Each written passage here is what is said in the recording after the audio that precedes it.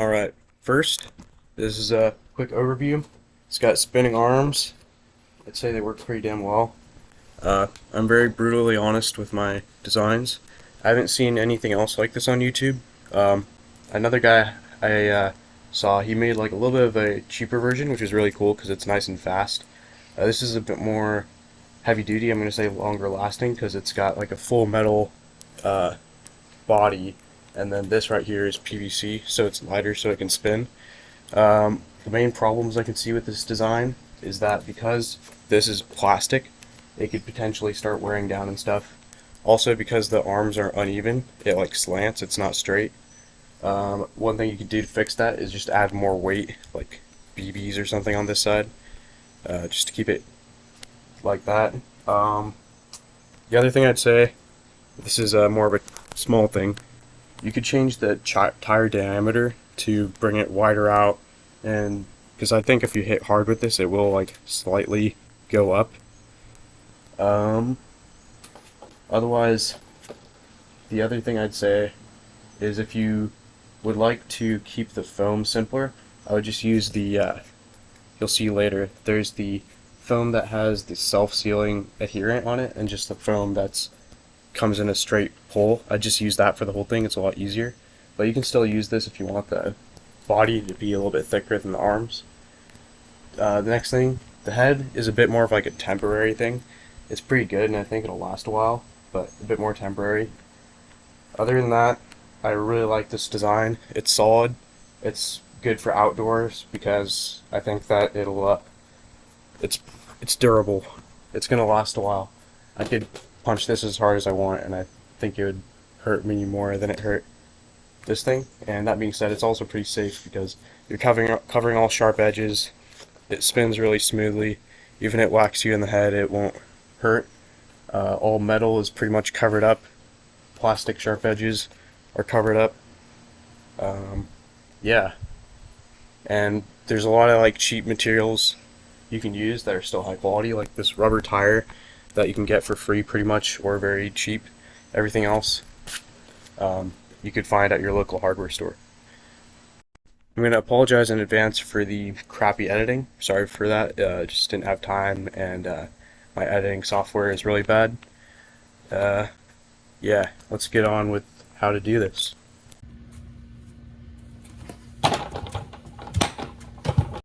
Here's a quick video of how the dummy is going to work. I didn't put the foam on yet, so you can see all the pieces, the bottom and the top pipes. You can see the 25-inch and 30-inch, I believe, piping. You can see the reducers right here, and then under the PVC coupling is the nipple, and then the PVC pipes for the arms. If you have any questions on what I bought, you can put it in the comments. But as far as like the heights, that very much depends on your body proportions. I wanted this to be around leg height, I wanted this to be around head height, and then you have to take into account how much it's going to be raised in the concrete and the tire, etc. Alright, so this right here is going to be the basic idea of what we're building. This right here is a tire. I'm going to fill it with concrete, and that's going to be the base. This right here is a iron pole that's going to be cemented in. That's going to be 1 inch in diameter, and it's going to connect using the method right here shown to the left. So this is the 1 inch diameter iron pole. It's going to go into a reducer coupling, so that's going to basically make it be able to fit with a 3/4 inch nipple. A nipple is this piece right here. It's like a tiny black pipe with threaded ends, so that's going to thread into the iron coupling. And that's going to be the same thing over here. Then that 3/4 inch nipple is going to go into another reducer coupling, and that's going to extend again to a 1 inch. So these two big pipes are going to be 25 inches and about 30 inches each, and this is customizable. You can vary it depending on your height, all that. This nipple right here is going to be 5 inches. And you could probably even make this 3/4 inches and make this like 1/2 inch if you wanted to like save money and not buy as like expensive as piping, because the thicker you go with the piping, the more expensive it is. So that's going to be the setup for the main body. Going back to the diagram on the right bottom, that's what's going to make this right here. So then we have these cross couplings right here. Those are going to be made out of PVC, and those are going to go. Those are going to be 1-inch couplings in diameter, so they'll be able to fit over this nipple right here, and be able to slide around on it basically, and be able to circle on it.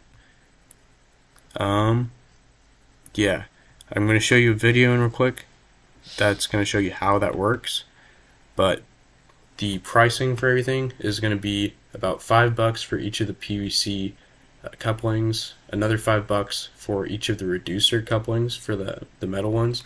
You're going to need 3 of those, and the concrete was about, I bought 2 bags, and then I also filled the tire with some rocks and bricks.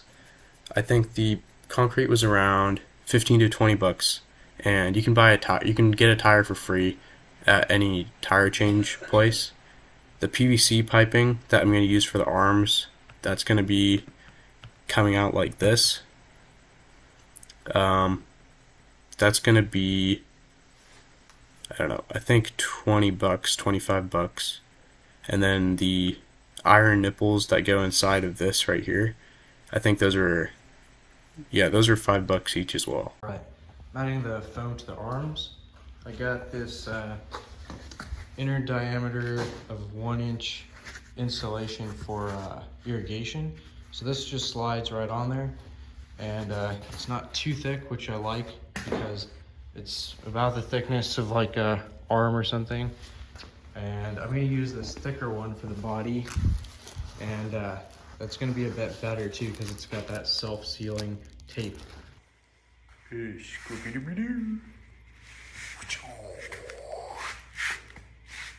Look at that shit close. I don't know if you have to hold it together or what. I'm gonna hold it together for 30 seconds. Bottoms won't close though. I'm gonna have to figure something out with that. So when you're going over the reducers, because they're thicker, of course it's not going to connect. So you can cut out a wedge, and I'll show you how to quickly estimate how to measure that. Shit, that's a big mosquito. Alright, so just a note on attaching the foam for the body. So this self-adhering tape, it doesn't adhere very well actually. So what I ended up doing was using epoxy and using that to seal it up. Also, if you'll notice, the coupling right here is a lot wider than this 1-inch piping. So I'm going to show a quick way on how to deal with that. So you're going to get a piece of scrap if you can. It doesn't have to be the adhesive kind of insulation. It can just be the regular one that we use for the arms. And you're going to cut that so it's like kind of flat, and it should be kind of like a rectangle. Then you're going to put one side on to one side.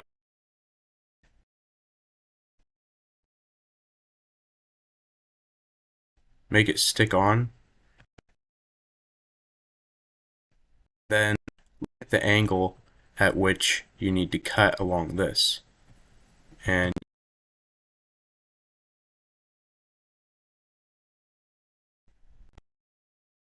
something like that. And you can just press it in, and if you put some epoxy, it'll help seal it all together. And in the next photo, you'll see I used a bunch of bands to keep it all together while it dried.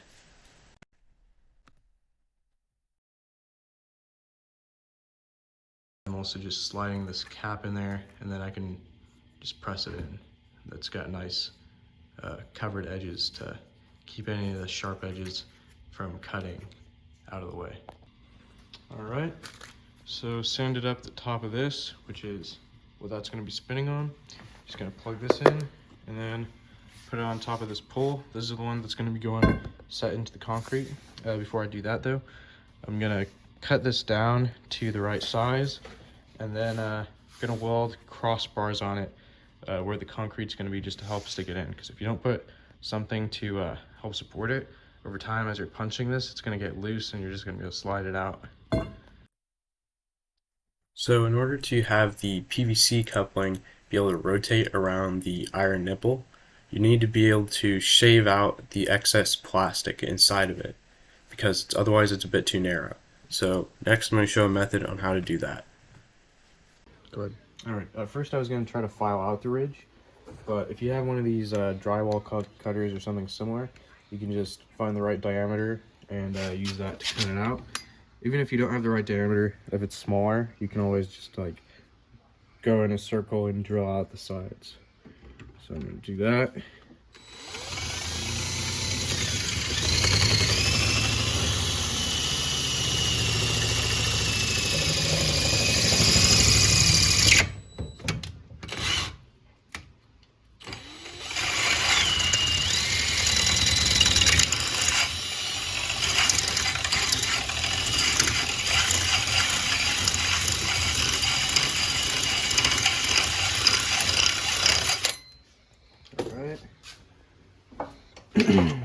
So, as you can see, that ridge is gone from this side.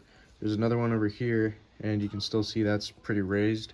So, just gonna flip it over, do the same thing. Now you can cut the video. Piping insulation, that's what it's called. Yeah, this is just a test, I guess, but fuck. All right, I don't know. I think it works well enough for me. Just do the same thing with the bottom. Next I'm going to show quickly how I got prepped for the concrete. I cut out a wooden plate, and that's going to keep the concrete from seeping through the bottom of the tire. You can use, I used a fence post concrete. I just thought that would work best, but I really don't know much about concrete.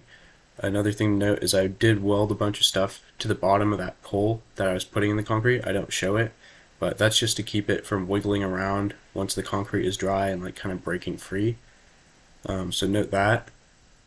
And So this is a plate, the wooden plate at the bottom, covering the whole of the tire. I'm just putting the concrete in the kind of well of the tire right now. Making sure it's kind of packed down, no air holes or anything. Alright, fill this up with concrete. I put some bricks in there because I ended up not having enough. So there's like 3 bricks in there, I think. They're split down the middle. They're just broken bricks. You can use rocks or whatever. There's also some chicken wire in there to help keep it all together. I filled the bottom half with kind of a drier concrete, not purposely, and then put some rocks and stuff in and filled the top in with a looser one, like more watery. That wasn't the intention, but hopefully the looser one will help like seep in between all the rocks and stuff. Fill up any air holes. So might be a good idea to do the same thing. Just made sure the pipe was perpendicular using a level, and yeah, that's it. alright, so next I'm going to show you how I got the spring that's going to be used to take the shock from when you punch the head. So the spring is going to be attached to the top pole, and then the head that's like the top target is going to be on that spring. So the reason I want the spring there is to absorb any shock from punching, so that it just doesn't go straight down into the concrete and it doesn't like hurt your hand either. So I had this old spring that I found.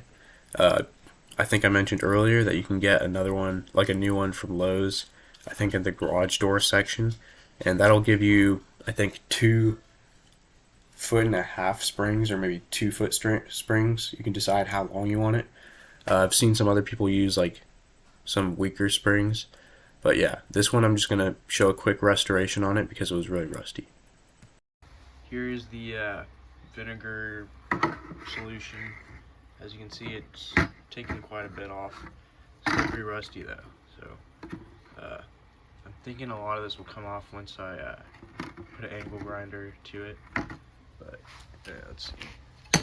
Some shit just falls off. Yeah, I don't know. So it's going to be sitting on here. I should be able to screw it on honestly pretty tight, but I think I'm going to, who knows, maybe I won't weld it, because I think I should be able to just screw it on kind of by hand with the thanks to this thread, but we'll see. Alright, So all I've got for a head is this cheap little foam football. I'm thinking about cutting off the tops and the bottom coneable parts, and then using a hole driller for drywall to cut through it and slide it onto the spring. And then I'll probably, to add more width, just maybe glue foam to the ends. See how it works.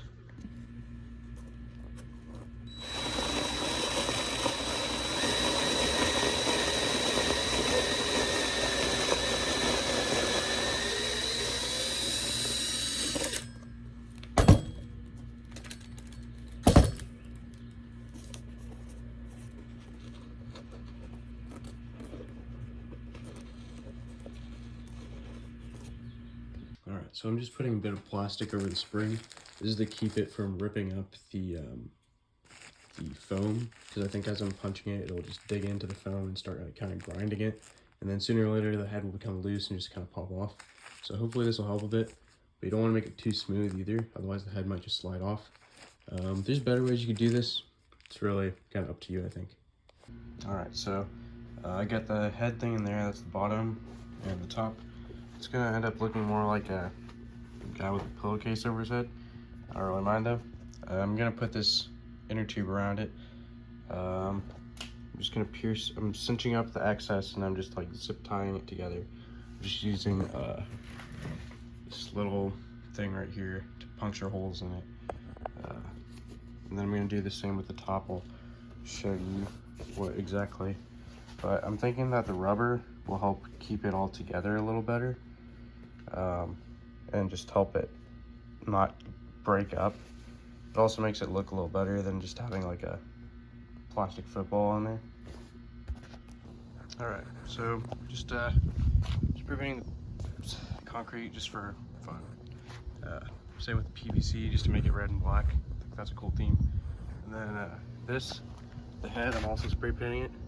Not the whole thing, just like a little face type thing. It'll probably come off just because it's rubber, but it'll be fun. Alright, thank you for watching the video. I hope you learned something, hopefully. Let me know if you have any questions. Sorry for the horrible editing quality. That is my fault. Also, my computer was acting up. Please let me know if you have any questions at all. If you have any ideas, put them in the comments, things that could be done better, etc. Alright, thanks. Enjoy.